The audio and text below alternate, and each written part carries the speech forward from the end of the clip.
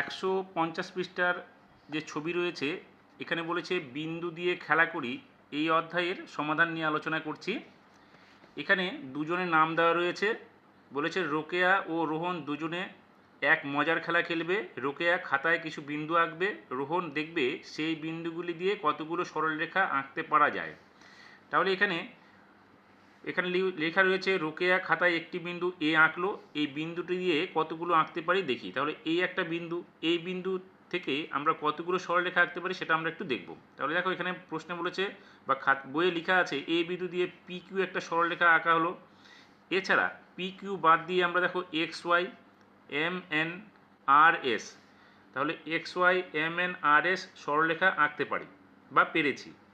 এবার এই P Q R S M N X Y সরলরেখাগুলিকে আমরা এখানে একটি বিন্দু দিয়ে যেহেতু গিয়েছে, তাহলে আমরা এখানে লিখব সমবিন্দু সরলরেখা। তাহলে এখানে আমরা লিখব সমবিন্দু সরলরেখা।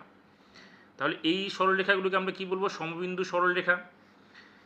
তাই একটি বিন্দু দিয়ে 1 2 3 4 অসংখ্য সরলরেখা আঁকা যায়। আমরা লিখব অসংখ্য সরলরেখা আঁকা যায়, কারণ দেখো এখানে এই চারটি সরলরেখা বাদ দিয়ে কিন্তু আরও ফাঁকা জায়গা রয়েছে। তাহলে আমরা এই ফাঁকা জায়গাগুলোতে আমরা আরও সরলরেখা আঁকতে পারবো, যেটা হচ্ছে অসংখ্য। তাহলে আমরা বলবো যে এই বিন্দুগুলো, একটি বিন্দু দিয়ে আমরা অসংখ্য সরলরেখা আঁকতে পারবো বা আঁকা যায়।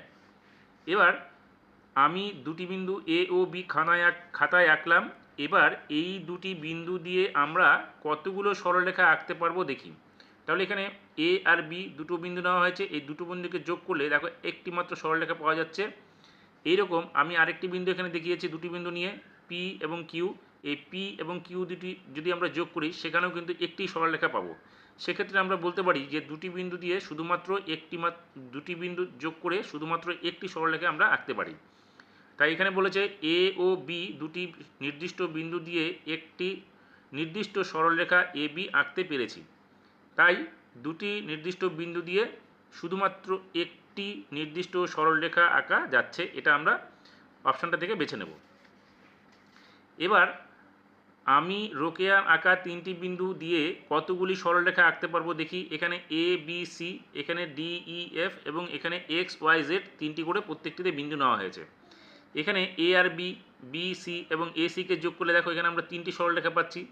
এখানে ডি ই, ই এফ এবং ডি এফ এই তিনটি বিন্দুকে যোগ করলেও আমরা কিন্তু এখানে তিনটি সরলরেখা পাচ্ছি। কিন্তু এখানে যখন তিনটি সরলরেখা যখন আমরা যোগ করব সেক্ষেত্রে কিন্তু শুধুমাত্র একটি সরলরেখা পাচ্ছি।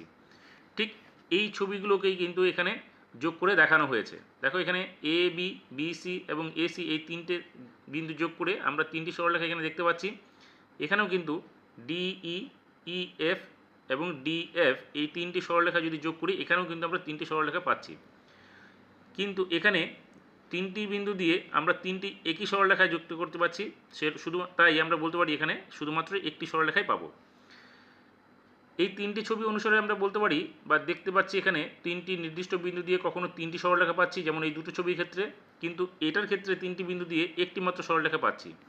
তাহলে আমরা বলতে পারবো যে এখানে এক্স ওয়াই জেড এই ছবিটার ক্ষেত্রে দিয়ে 1 2 3 এখানে আমরা বলবো কি শুধুমাত্র একটি সরলরেখা পেলাম, কারণ এক্ষেত্রে তিনটি পেলাম কিন্তু এখানে আমরা একটি পেলাম, কারণ একটি সরলরেখার উপর তিনটি বিন্দু অবস্থিত, সেই জন্য আমরা বলবো এখানে একটি সরলরেখা পেলাম। এই এক্স ওয়াই ও জেড বিন্দু দিয়ে একটি সরলরেখা পেলাম, এদের বিশেষ কোনো নাম আছে কিনা। যেহেতু এই তিনটি বিন্দু একটি সরলরেখায় অবস্থিত সেই জন্য আমরা এটিকে বলবো তিনটি একই সরলরেখায় আছে, তাই আমাদের এদের বলতে হবে সমরেখ বিন্দু। আর এই বিন্দুগুলি খাতায় পাতায় আঁকা, তাই এরা একই সরলরেখায় অবস্থিত। তাহলে এখানে আমরা লিখব একই সরলরেখায় অবস্থিত।